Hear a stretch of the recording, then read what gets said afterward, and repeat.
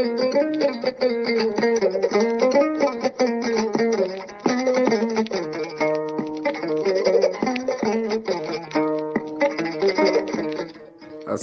alaikum wa rahmatullah. On calminama, on juurama, on ñagama duwaw, on ñagama yafuya, on neldama duwaw, on jafama to banggue men ga.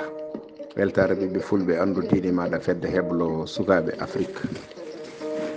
Dendagal pelle men WhatsApp hardade men jogori haɗoyde. On ñaganama Allah moƴƴere, on ñagama nde ñagontuɗon en Allah moƴƴere. Yo Allah waɗanen moƴƴere aduna e lahara enen e dendagal bandiraɓe julɓe foof. Sikki ala en heeɗiɗo kaɓirɗe to ha mbawen nande ko halte ko to banggue hello YouTube Saydou Abouba on waɗa golle joɗɗe mantiniɗe pattarlame. Dendagal jewte batteɗe e weltare ɓiɓɓe fulɓe, so tawi a yiiɗi heɗade ɗum sa naati hello YouTube a waɗi weltare TV ma heɗ ɗum no jiiɗirɗa ni, Allah yommo moƴƴere. So saaha heedi haqqillaji men ene keeda ko mbiyeten jolgo miijoji walla mbiyen toɓɓere nganum moni kala noon ko dimo e miijo muɗum. Sikki ala ko gorko goto cuɓima wasde haalde ɗo jeeyaɗo wuuro ngo e leydi ndi musu resdiri e cuddiɗo makko ɓe ɓoydi noon ɓe dañji sukaɓe, ɓe dañji hay sagataɓe. E gorko o noon ko gorko kittuɗo seeɗa. Eɗen namdi bandiraɓe holko woni hittude. So neɗɗo wiyama ko kittuɗo e holko firti hittude. Gorko o kadi ko tiɗɗo jungo. Eɗen namdi bandiraɓe kadi holko firti tiɗɗo jungo. Mbate jungo o koko suumi ha yoori woni tiiɗi, walla ala julongo jungo ngo ko ƴaggungo, ko ɗum firti tiɗɗo jungo. Sikela debbo eɓe gondi ko debbo o tan muñi gondigal mabɓe ngal. Debbo o noon ko muñƴo no fewi sanne. Debbo o saha foof so ñaguimomo tan hayso ko soodi sabunde, so tawi ene heɓa komo jandila ɗum tan hawana hanata jarde he buɗɗiɗi, hayso mo hokka ɗum komo jandila ɗum. Ɓe gurdi noon hankkadi ne goto debbo o andi ko ɗum woni jikku makko. Hankkadi ni haala pular mbiyata so tawi a andi neɗɗo, so tawi on kaɓi ko an toñi ɗum. Debbo o hankkadi ne muñiri Allah tan, hankkadi ne ha sukaɓe mum puɗɗi mawnude. Ewa ha waɗi saha goto tan kanko gorko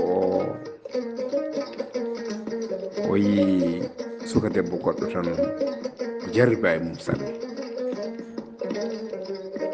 O dartiɗo ɗum dewgal. Suka debbo o wi kanum ene andino sifori o resata ɗum. O wi ala, min en noon. Suka debbo o wi ala, mboɗa andi an ka tiɗɗo jungo no fewi, kadi ka neɗɗo kittuɗo. Min noon mi yiɗa ɗam ɗon gurdam sokede tan e bolon, mi yiɗa ɗum. O wi ala. Kanko gorko o haalde suka debbo o wi ala. Suka debbo o wi wona joni. O itta kalisaji ɓutti o hokka suka debbo o, taw ñagakimo ni. Ha kanko suka debbo joom suudu makko mawɗo o ene jogui sehil muɗum. Sehil muɗum debbo on ne jogui ɓiyum kanum e ɓiɗɗo mo suka o dartata ko giƴiraɓe. Suka debbo mo dartata o no wahlitirtamo ni tan on ɗon yi ɗum, par ce que ko fedde bamumen. Muusi ɗum no fewi sanne. Kanko suka debbo ɓi sehil joom suudu makko kanko gorko o arti o haalani yum makko. O wi nene min de mi yi baba kaari ene wadda kaari gueɗe, min vraiment welanimi. Ala ko mbawmi e makko noon, ala ko mbawmi hen. O wi holko jiiɗa? O wi omona rewe makko omo dardirimo dewgal. Kanko suka debbo ko caɗiɗo kono gorko o nana rewi hen. Omo hokkamo kalisaji, o hokkata ɗin kalisaji nene kaari. O wi hokkata ɗum joom suudu makko.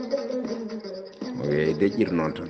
Kanko sehil makko, sehil debbo gorko o ari ha to debbo o haalani ɗum haala ka no yaari ni foof. Hokki ɗum preuve kadi laaɓɗi. Bandiraɓe sehilaɓe musidɓe tedduɓe, gorko o arti tan o haalani ɗum haalande nde. Mo wi an noon ko jahata ko foof mitini, ko mbaɗata ko foof mitini. An somi ñaguimama ko conmi sabunde calloɗa. Eɗen gurdi duuɓi poɗɗi ni, aɗa rewe suka debbo, aɗa ƴama ɗum ene sali, aɗa waɗa e muɗum kalisaji ɓutti. Ɗiɗo kalisaji ɗi mbatta e muɗum, sinno ko yam mbannoɗa ko ɗum ɓuuri hande. gorko wi hol biiɗoma noon o wi mi haalantama biiɗomi noon kono noon aɗa andi ɗum ene woodi ɓe ɗeɓi laawa ñaaɗodirde seeɗa gorko o laaworimo o wi sa yiiɗi jiɗɗa fof mbaɗa hankkadi ne min mi maayi bone ma mi muñi hami natti wawde muñje ɗum ɗo kam mi wawa muñde ɗum gorko wi yeddi o hokki ɗum provage tan laaɓa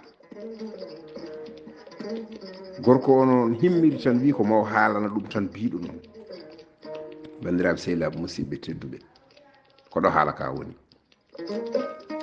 mbate an gorko so tawi a resi debbo aɗa jogui so tawi namdimama hunde a yaltinat tan totta ɗum walla ala ene jogui haalluji ɗi poɗɗa haalde haadema tottude ɗum taw ko haalluji mettuɗi walla ala ani a ala hay mbuɗo so joom suuduma namdimama mbate wona haalde haala belka ɓuuri baɗal mbate wonto haala belka ɓurata baɗal ko namdal faadem oɗo gorko no waɗata ni mbate gorko ene foti wadde ni debbo aɗa ƴama ɗum a suwa heeb mbate aɗa foti wadde mum kalisaji walla fotani taw aɗa haɗa joom suuduma mo ndesɗa aɗa hokkama suwa heeb taw mbate ɗo wona ɗum woni ko haal pulaar en mbiyata lingu koygal hoto woppine lingu jungu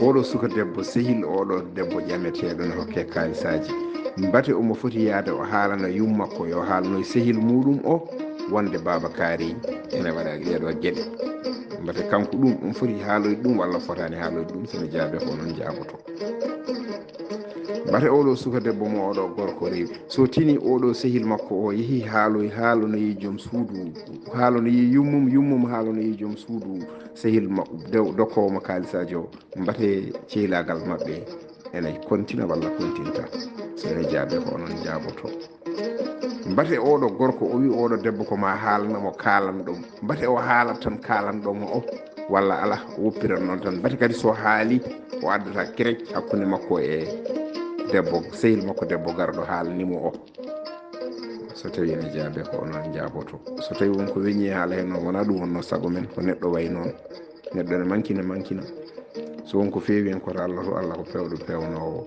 yo hollu en laawol peewal o rewna en heen o ko musidɗo mon Ibrahima Saydou Kane ɗaccunakke jaafoɗon yo Allah hollu en ñande wonde